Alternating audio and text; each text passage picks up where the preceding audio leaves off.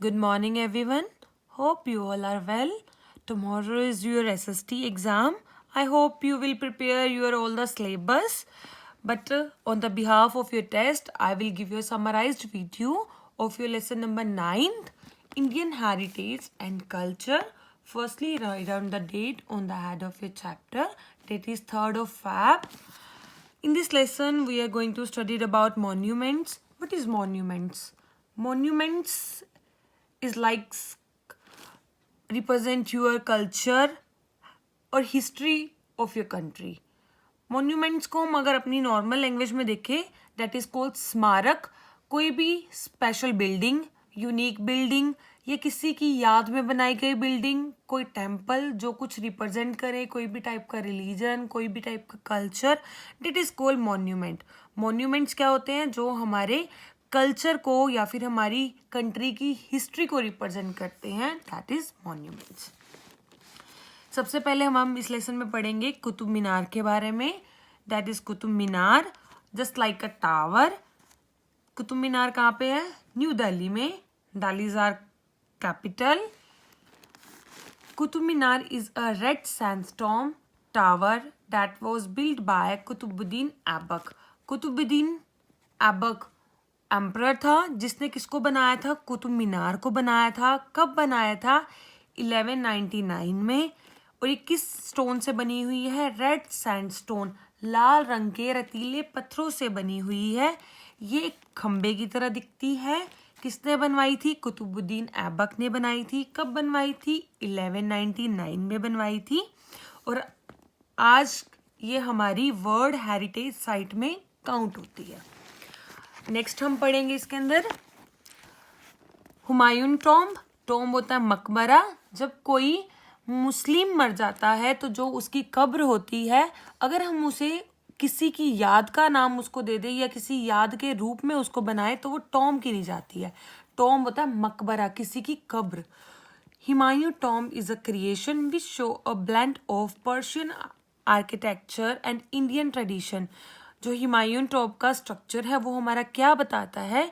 कि वो Persian architecture का और इंडियन ट्रेडिशन का एक मिक्सचर है. और ये कब बनाई गई थी? 16th सेंचुरी में बनाई गई थी. क्यों बनाई गई थी? हुमायूं, जब हुमायूं की डेथ हो गई थी तो उनकी याद में उनकी कब्र के ऊपर एक स्ट्रक्चर बना दिया गया था जिसको हुमायूं टॉम्ब का नाम दिया गया था. और ये स्क्वायर स्ट्रक्चर की थी. कौन से पत्थर से बनी थी? कौन सा मार्बल यूज किया था? रेड सैंडस्टोन यूज किया गया था. और आज ये भी वर्ल्ड हेरिटेज साइट में काउंट होती है. नेक्स्ट हम पढ़ेंगे फतेहपुर सिकरी कॉम्प्लेक्सेस के बारे में. फतेहपुर सिकरी कॉम्प्लेक्सेस भी हमारी 16th सेंचुरी में बिल्ट की गई थी बाय अकबर एम्पायर. और फतेहपुर सिकरी का जो सेकंड नेम है वो द सिटी ऑफ विक्ट्री है. हमारी जो फतेहपुर सिकरी के अंदर अ लॉट ऑफ मॉन्यूमेंट्स और टेम्पल्स आते हैं जो हमारी इंडिया की हिस्ट्री को और हमारे काफ़ी सारे मॉन्यूमेंट्स, मतलब हमारे काफ़ी सारे कल्चर्स को रिप्रेजेंट करती हैं वहाँ की बिल्डिंग्स. और यहाँ पर जो सबसे बड़ी जो मॉस्क्यू है इंडिया की, one of the largest mosque, काफ़ी सारी मॉस्क्यू हैं लेकिन उनमें से जो एक है वो है हमारी जामी मस्जिद, जो कि कहाँ पे है? फतेहपुर सिकरी में. दैट इज जामी मस्जिद, नॉट जामा मस्जिद. जामा मस्जिद हमारी न्यू दिल्ली में है, in the capital of India, but that is Jami मस्जिद. आए है यहाँ पर जामी मस्जिद. ये कहाँ पे? हमारी फतेहपुर सिकरी में. नेक्स्ट आता है हमारे पास पार्लियामेंट हाउस. पार्लियामेंट हाउस है हमारा संसद भवन, जो कि कहाँ है? हमारी कैपिटल न्यू दिल्ली में. पार्लियामेंट हाउस जब हमारा बना था वो भी 1927 में बना था. ये सर्कुलर स्ट्रक्चर का है. इसके अंदर 144 पिलर्स हैं और ब्रॉड कॉरिडोर है, मतलब काफ़ी चौड़ा कॉरिडोर है. The diversity of religious monuments show the tradition of religious tolerance in India. ये different types of, जो ये अभी आपको बिल्डिंग्स के बारे में मैंने बताया, ये जितने भी मॉन्यूमेंट्स हैं ये हमारी हिस्ट्री को, हमारे ट्रेडिशन को क्या करते हैं? रिप्रेजेंट करते हैं. अब हम आगे पढ़ेंगे सन टेम्पल. अभी हमने बिल्डिंग्स के बारे में पढ़ा था, कोई टॉम्ब थी, डिफरेंट टाइप्स की थी. अब हम पढ़ रहे हैं टेम्पल के बारे में. Sun temple of Konark. Sun temple सूर्य मंदिर कहाँ पर है ये सूर्य मंदिर? कोणार्क में। इंग्लिश में इसको बोलेंगे सन टेम्पल। सन टेम्पल कहाँ पे बनाया गया था? The sun temple situated in the eastern state of Odisha is constructed as a chariot with 7 horses. Sun temple कहाँ पे है? ओडिशा की ईस्टर्न स्टेट्स के अंदर है। और ये कैसे बनाया गया था? 7 हॉर्सेस, इसको एक रथ के आकार में बनाया गया था। जो 7 हॉर्सेस हैं वो आगे फ्रंट में जो है इसके वो 7 हॉर्सेस हैं। वो 7 हॉर्सेस क्या रिप्रेजेंट करते हैं? Days of a week. 7 days होते हैं ना वीक में, Monday, Tuesday, Wednesday, Thursday, Friday, Saturday and Sunday. वही 7 हॉर्सेस क्या करते हैं? हमारे डेज ऑफ द वीक को रिप्रेजेंट करते हैं। एंड 12 पेयर ऑफ व्हील्स, मतलब 12 क्या है वहाँ पर जोड़े हैं व्हील्स के, और वो क्या रिप्रेजेंट करते हैं? हमारे months of the year. 12 months होते हैं एक ईयर में, और वही व्हील्स क्या करते हैं? रिप्रेजेंट करते हैं। और ये किसने बनवाया था? ये नरसिंह देव ने बनवाया था। क्यों बनवाया था इन्होंने? ये मिलिट्री विक्ट्री के रिप्रेजेंट को करने, अपनी मिलिट्री की विक्ट्री को रिप्रेजेंट करने के लिए इन्होंने ये टेम्पल बनवाया था। और ये टेम्पल भी हम वर्ल्ड हेरिटेज साइट में काउंट करते हैं। नेक्स्ट आता है ताजमहल। काफ़ी फेमस है हमारे यहाँ पर। ताजमहल क्या है? एक वाइट मार्बल का बना हुआ है। अभी किसने बनवाया, कहाँ बना हुआ है और क्यों बनवाया, अब वो हम स्टडी करेंगे। Built on the bank of river Yamuna in Agra. Taj Mahal कहाँ पे है? आगरा में है। बैंक ऑफ रिवर यमुना, और यमुना नदी के किनारे पर बना हुआ है। ताजमहल कब बना था? 1661 और 1653 के टाइम पीरियड में बना था। टोटल 22 ईयर्स लग गए थे इसको कंस्ट्रक्टेड करने में। इसको भी वर्ल्ड हेरिटेज साइट में काउंट किया जाता है। ये शाहजहां ने बनवाया था। क्यों बनवाया था? इन loving memory of his wife, अपनी प्यारी पत्नी की याद में बनवाया गया था। और उनकी पत्नी का क्या नाम था? मुमताज महल। और ये कौन सा मार्बल का यूज किया गया था? इसमें वाइट मार्बल का यूज किया गया था। अब हम आगे पढ़ेंगे आगरा फोर्ट के बारे में, आगरा के किले के बारे में। आगरा का किला किसने बनवाया था?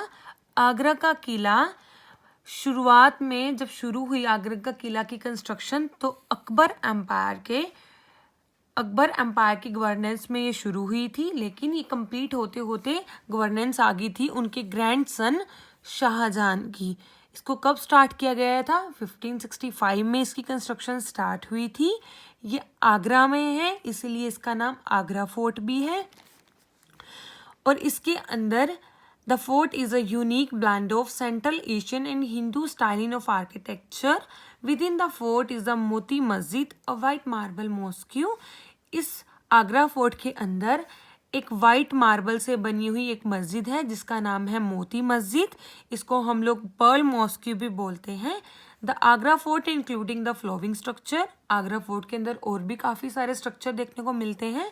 एंड दैट आर फॉलोइंग्स: दीवाने अहम, दीवाने खास, खास महल, द प्लेस ऑफ मिरर, शीशों का महल, द पर्ल मॉस्क्यू, अभी मैंने जो पढ़ाया था Moti Masjid, the Nagina Masjid, the garden of grapes and fish pavilion.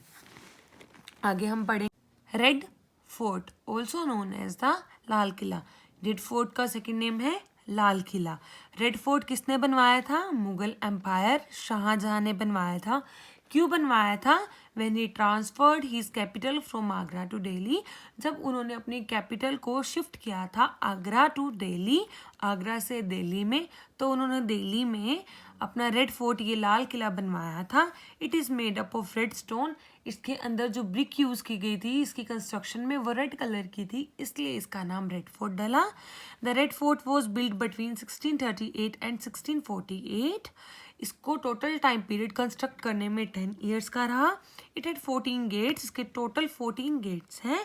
Some of which have been डेमोलाइज्ड, काफ़ी तो इसमें से ख़राब हो गए हैं, लेकिन आज भी कई जगहों पर इसके गेट क्या है, एग्जिस्ट करते हैं।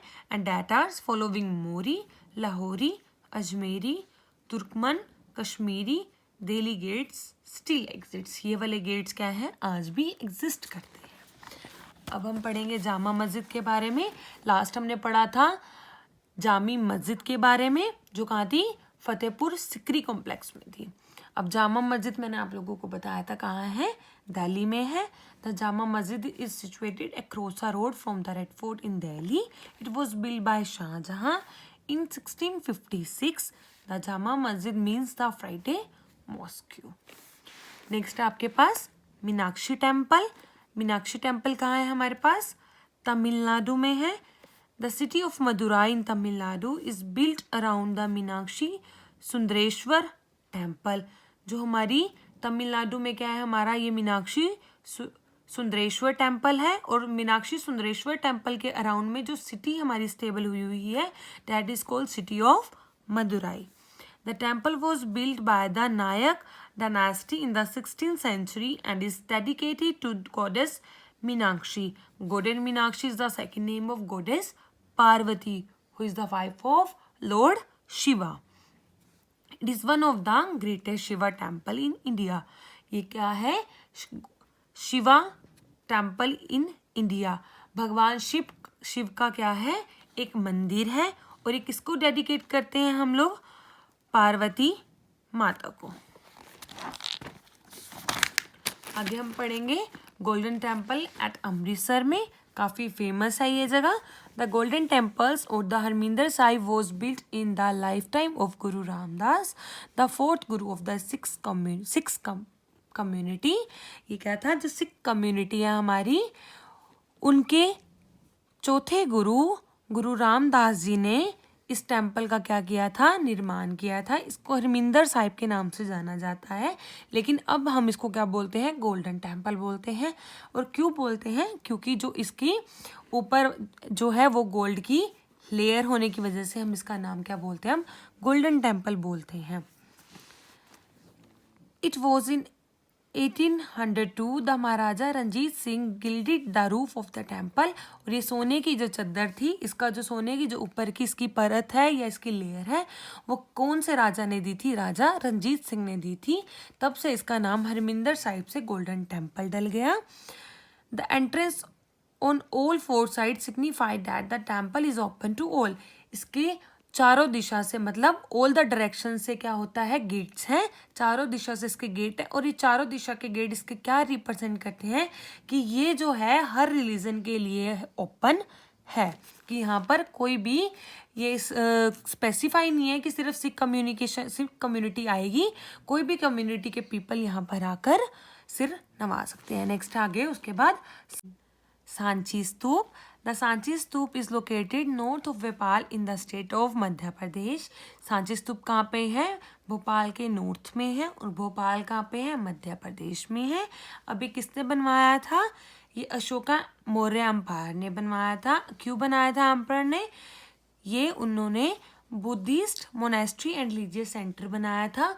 बौद्ध धर्म के लोगों के लिए धार्मिक केंद्र बनवाया था, जैसे हमारे हिंदू धर्म के लिए टेम्पल है, सिख धर्म के लिए गुरुद्वारे हैं, वैसे उन्होंने बौद्ध धर्म के लोगों के लिए एक रिलीजियस सेंटर बनवाया था, जिसका नाम उन्होंने सांची स्तूप रखा। नेक्स्ट है gateway of India. The gateway of India in Mumbai overlooks the Arabian sea. The gateway of India, ये जो गेटवे ऑफ इंडिया बिल्डिंग है, ये कहाँ से दिखती है, अरेबियन सी से भी दिख जाती है। और ये कहाँ पर है, मुंबई में है। और ये किसने डिज़ाइन की थी, क्या कौन सा आर्किटेक्ट था, जॉर्ज विडेट ने की थी। और ये उन्होंने क्यों बनाई थी, visit of King George V and Queen Mary in 1911। उन्होंने ये किंग जॉर्ज के विजिट करने पे और क्वीन मैरी के विजिट करने के कारण से उस जगह पर उन्होंने ये बिल्डिंग बनाई थी, जिसका नाम उन्होंने गेटवे ऑफ इंडिया रख दिया गया। और इसका इनोग्रेशन किसने किया था, अर्ल ऑफ रेडिंग ने इसका इनोग्रेशन किया था। कब किया था, 4 दिसंबर 1924 को। नेक्स्ट अब हम पढ़ेंगे paintings. We studied about painting. जैसे अभी पीछे हमारी जो बिल्डिंग्स थी, हमारे टेम्पल्स, हम जो ये हमने जितनी भी अभी पढ़ा मॉन्यूमेंट्स के बारे में, वो क्या कर रही थी, हमारी हिस्ट्री और हमारे कल्चर को रिप्रेजेंट कर रही थी। अब वैसी जो हमारी पेंटिंग्स है वो भी हमारे कल्चर को और हमारी हिस्ट्री को रिप्रेजेंट करती हैं। अब हम पढ़ेंगे कि हमारी पेंटिंग्स कहाँ कहाँ की हैं जो हमारी हिस्ट्री और हमारे कल्चर को रिप्रेजेंट कर रही हैं। This can be seen in the murals or wall painting of the Ajanta and Ellora caves, in Maharashtra, the miniature paintings of Kagra and the Buddhist palm leaf manuscripts. जो हमारी अजंता और एलोरा की गुफाएं, अजंता और एलोरा की गुफाएं कहाँ पे है? अजंता और एलोरा केव्स कहाँ है? हमारी महाराष्ट्र में है। जो वहाँ की वॉल पेंटिंग्स हैं वो भी हमारी हिस्ट्री को रिप्रेजेंट करती हैं। मिनिएचर पेंटिंग्स ऑफ कागड़ा, मिनिएचर क्या होता है? स्मॉल साइज की जो हमारी पेंटिंग्स होती है या वॉल पेंटिंग्स होती हैं, जो हमारी सीधा दीवारों पर हम अपने नाखूनों की सहायता से, किसी ब्रश की सहायता से उस दीवार को खुरच के जो बनाते हैं स्मॉल पेंटिंग्स को, उनको क्या बोलते हैं हम लोग? मिनिएचर। अभी मिनिएचर कहाँ के हैं? कागरा के हैं। And the Buddhist palm leaf manuscripts, palm leaf manuscripts क्या होते हैं? पांडुलिपियां, जो हाथों के द्वारा बनाई गई हैं, हस्तलिखी आप कह सकते हो, हस्तलिपि कह लो। ये कहाँ की हैं? बुद्धिस्ट की। पाल्म लीफ मैन्युस्क्रिप्ट्स भी क्या करती हैं? हमारी हिस्ट्री को, हमारे कल्चर को रिप्रेजेंट करती हैं। The rock shelter of Bhimbetka in Madhya Pradesh. अब ये कहाँ है रॉक शेल्टर हमारा भीमबेटका का? मध्य प्रदेश में है। यहाँ पे भी हम क्या देखते हैं?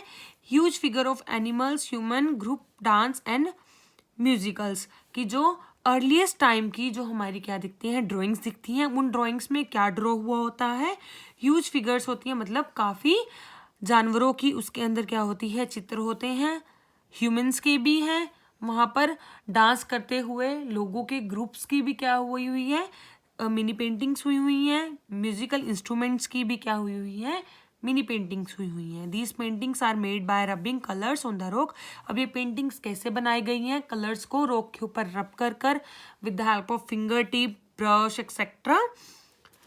आगे देखो, द काव of Ajanta have well preserved wall painting and sculpture providing a detailed description of Buddha life and tradition। जो अजंता की गुफाएं हैं, अजंता की गुफाएं हैं, उनके अंदर हम क्या देखने को मिलते हैं? बुद्धा की लाइफ से रिलेटेड जो भी उनकी हमारे पास क्या है? स्क्रप्चर्स हैं या पेंटिंग्स हैं, उनको वहाँ पर क्या किया गया है? प्रिजर्व्ड किया गया है। The fine sculpture of Shiva Parvati and that is from the Mahabharata decorated the entrance and the main temple of the Ellora cave. Ellora cave के अंदर महाभारत टाइम की शिवा और पार्वती की जो हमारे पास पेंटिंग या फिर जो मूर्तियां हैं, उनको भी एलोरा केव की एंट्रेंस के ऊपर एज अ डेकोरेटिव पीस क्या किया गया है? रखा गया है। आगे हम पढ़ेंगे लिटरेचर के बारे में, जो हमारी हिस्ट्री और हमारे कल्चर को रिप्रेजेंट करता है। A lot of literature was pictorial वैदिक लिटरेचर कंप्राइजिंग 4 बुक्स। जो हमारा वैदिक लिटरेचर है उसके अंदर बेसिकली 4 बुक्स क्या होती है? हमारी काउंट होती हैं। 4 बुक्स कौन कौन सी हैं? 2 ग्रेट एपिक्स, उसमें से 2 हैं हमारी रामायण और महाभारत। ये हमारे हिंदू धर्म में बहुत ही क्या है? होली बुक्स हमारी ये मानी जाती हैं।